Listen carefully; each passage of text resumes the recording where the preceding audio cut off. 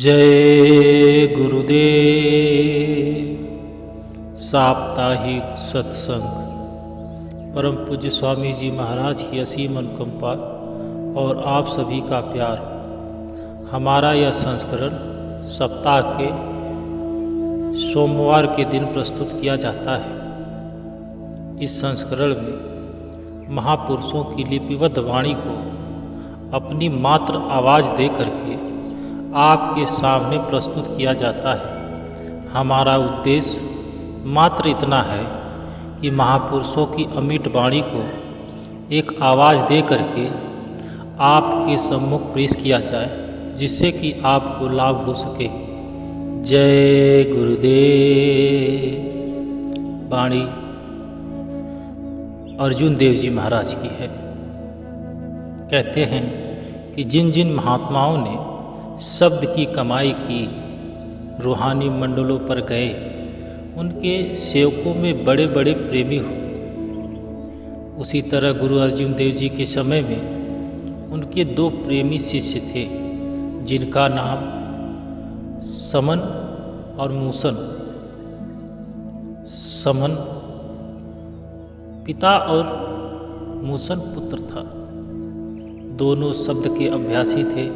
वे मजदूरी करके अपना गुजारा किया करते थे। जब गुरु साहिब अमृतसर से लाहौर गए तो किसी सेवक ने कहा कि मेरे घर भोजन करें, किसी ने कहा मेरे घर करें। जब सभी सेवकों को गुरु साहिब से भोजन करने के लिए अनुरोध करने लगे तो गुरु साहिब ने कहा कि भाई तुम एक सूची बना लो कि किस तारीख को किसके यहाँ प्रसाद कर लेना है, तो मैं उसको देख लूँगा। यह बात सुनकर समन और मूसन ने मन में चाव हुआ कि हम भी प्रसाद कराएं। खर्च का पूरा इंतजाम किया उन्होंने और इसके लिए ज़्यादा मजदूरी की।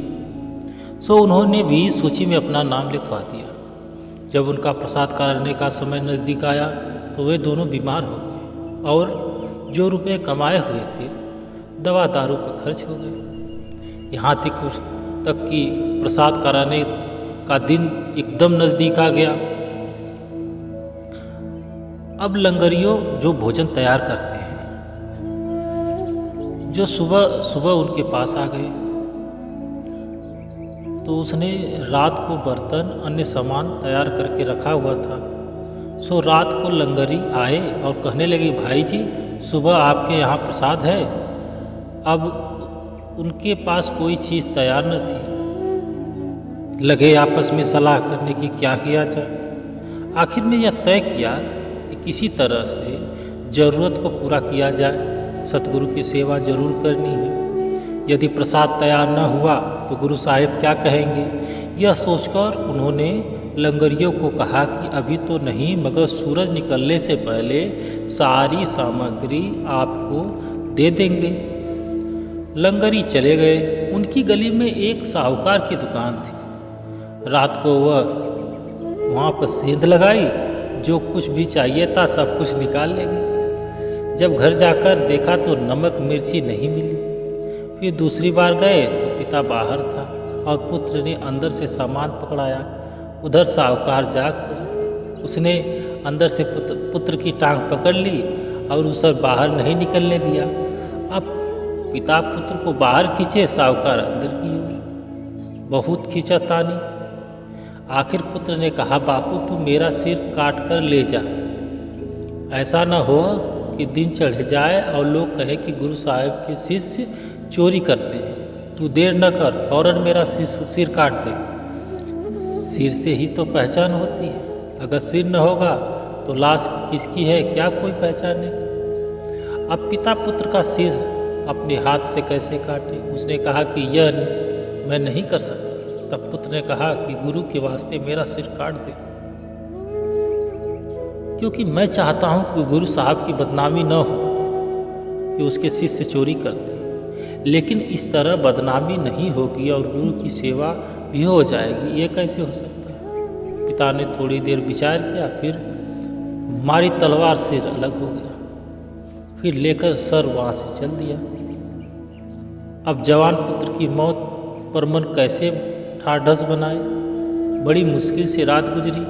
उधर साहूकार ने लाश को पहचानने की कोशिश की, जब देखा तो उसका सर ही नहीं था। उसे फिक्र हो गई कि यदि इस लाश को कहीं ठिकाने न लगाया तो सुबह पुलिस मेरे दरवाजे आ जाएगी और मैं पकड़ा जाऊंगा, कत्ल का मुकदमा चलेगा, मैं मारा जाऊंगा। क्यों न इसे किसी के घर रखाऊं। वह लाश को उठाकर समन मूसन, जो उसके पिता थे, उसके घर रखाया। समन पुत्र वियोग में व्याकुल हो रहा था। बाहर निकला तो उसके पुत्र की लाश पड़ी थी। उसने तुरंत उसे उठा लिया और अंदर लाकर सिर के साथ जोड़कर रख दिया। ऊपर से चादर डाल दी। सोचा कि मैं कहूँगा कि पुत्र बीमार है। जब सुबह लंगरी आए तो उसने उनको सारी सामग्री दे दी। लंगरियों ने प्रसाद तैयार किया। जब प्रसाद तैयार हो गया तो गुरु साहब आए और कहने लगे कि समन मूसन को भी बुला। समन ने कहा, महाराज जी यह बीमार है। गुरु साहब कहने लगे, उसे जरूर लाओ। समन ने कहा, हुजूर वह नहीं आ सकता। गुरु साहब ने कहा, नहीं, उसे आना चाहिए। समन बोला, हुजूर मेरे कहने से तो नहीं आएगा। गुरु साहब ने फरमाया, तो फिर वह हम बुलाते हैं, जाओ कह दो। समन बोला कि हुजूर जरूर बुलाइए। गुरु साहब ने आवाज़ दी, मूसन उठकर बाहर आ। इस मौके पर तू कहाँ छिप गया है। इतना कहा कि मूसन उठकर बाहर आ गया।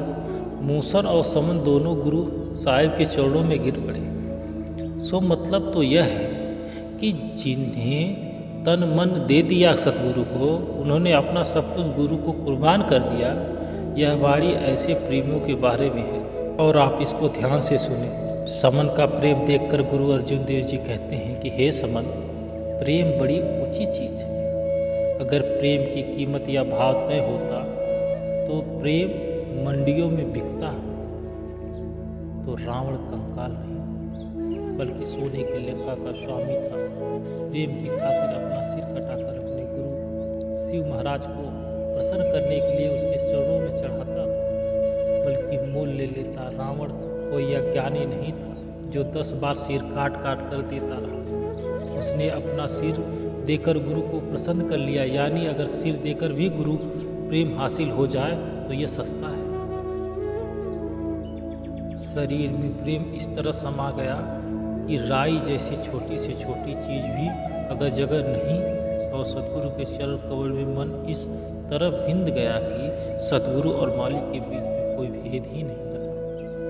इस भेद की सोच ही सिर्फ उन्हीं को हो सकती है जिन्होंने सूरज शब्द का अभ्यास किया। समुद्र, पर्वत, बियावान, जंगल, नौखंड और धरती आदि पर सफ़र करना बहुत मुश्किल काम है, लेकिन अगर पूर्ण गुरु के साथ प्रेम हो जाए तो यह शब्द 5 फुट के बराबर है। मतलब यह है कि अंदर की चढ़ाई के रास्ते में कई पहाड़, जंगल, वीरान जैसी रुकावटें आती हैं, परंतु यदि सतगुरु का प्रेम साथ हो तो ये रुकावटें अपने आप आसान हो जाती हैं। कहते हैं कि हे मूसन, प्रेम की खुशबू का आकाश में छिपी हुई है। वह प्रेम जिसकी महिमा ऊपर की गई है वह तुदिया पद में जाकर मिलता है, जहाँ पर सतगुरु का नूर स्वरूप है। उस स्थान पर 1000 बत्ती की ज्योत है। जिस प्रकार भंवरा खुशबू पर मस्त होकर कमल के फूल में कैद हो जाता है, इसी प्रकार प्रेमी रूहों में मस्त होकर लिपट रहती है। अब कहते हैं कि यदि प्रेम आ जाए तो जितने जप तप दान पुण्य है, तीर्थ मूर्ति है, मंदिर, वेद शास्त्र, अन्य किताबों का पढ़ना पढ़ाना है, सब उस प्रेम पर कुर्बान कर दो। इनमें से कोई भी वस्तु प्रेम के बराबरी नहीं कर सकती।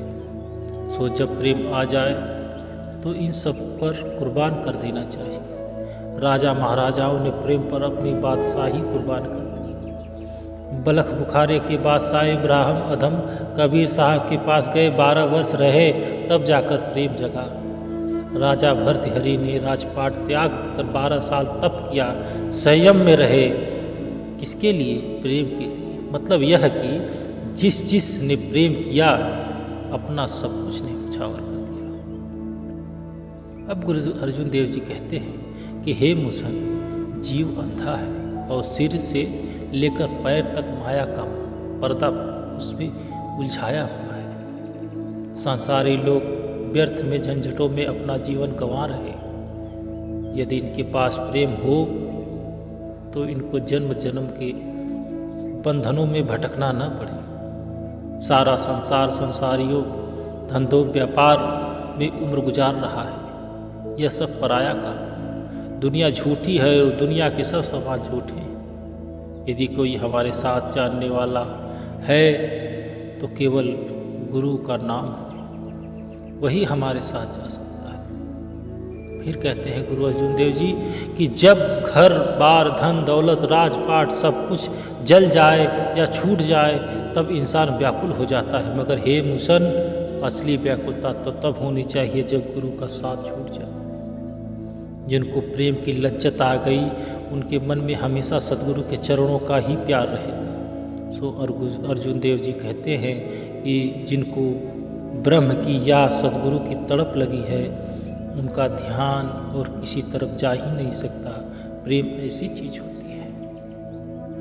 फिर कहते हैं कि जब जीव अंदर जाता है तो उसके रास्ते में लाखों ऊंची चोटियां घाटियां आती हैं, लेकिन अगर मन चंचल हो तो उसके लिए ये बाधाएं पार करना मुश्किल हो जाता है, क्योंकि न उसमें प्रेम है न स्थिरता है।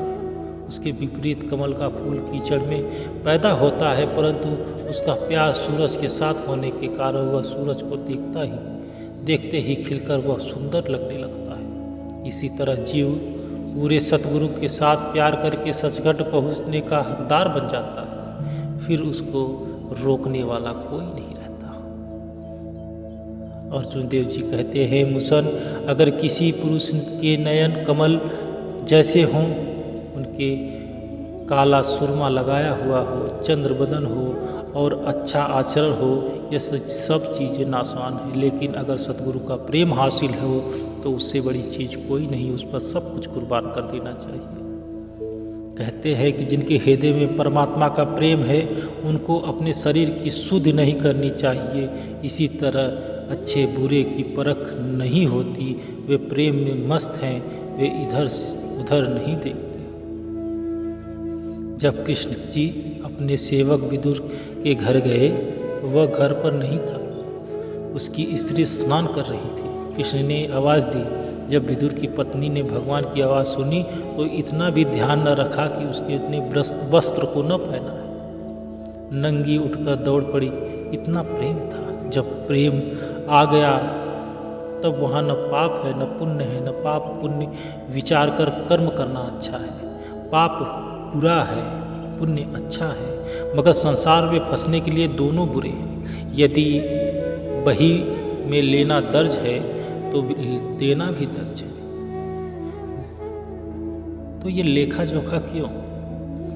जब प्रेम आ गया सारी वहियां जल गई। जिनकी मिसाल जल गई उनकी पेशी कौन करा सकता है। सो कृष्ण जी ने कहा कि वस्त्र पहन लो। तब उसने कपड़े पहने। अब घर में खाने पीने का सामान कुछ न था, केवल केले पड़े थे। वह प्रेम से इतना मगन हो गई कि छिलका तो कृष्ण को देती गई और गुद्दा फेंकती रही। इतने में विदुर आ गए। जब उन्होंने देखा कि कृष्ण जी छिलका खिला रही है तब वो कहने लगे यह क्या कर रही हो। पत्नी ने कहा कि ओह, मुझे पता ही नहीं लगा। उसने फिर क्या किया कि कृष्ण जी को केले का गूदा देना शुरू कर दिया। तब कृष्ण जी कहने लगे इसमें वह स्वाद नहीं जो छिलके में था। यह प्रेम की आस्था है। इसी तरह अर्जुन देव जी के समय में 2-4 प्रेमी बीबियाँ थी। उसने एक शिब्बू नामक बीवी थी, वह स्नान करने लगी। एक योगी आ गया। तब योगी ने कोई प्रेम का शब्द पढ़ा तो शिब्बी गुरु प्रेम में मस्त होकर नंगी जाकर स्वामी जी महाराज के चरणों में गिर पड़ी और रोने लगे। स्वामी जी महाराज बोले जाकर कपड़ा पहन लो। तो उसने कहने लगी कि मुझे पता न चला, ये क्या हो गया मेरे साथ। वो हंसने लगी।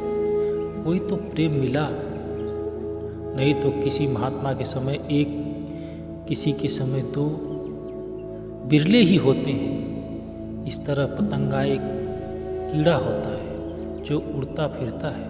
जब रात होती है, कहीं प्रकाश दिखता है तो इसके पीछे हटता नहीं, लगा रहता है, बल्कि चलकर मर जाता है। सो कहते हैं कि गुरु शिष्य का प्रेम ऐसा होना चाहिए। जय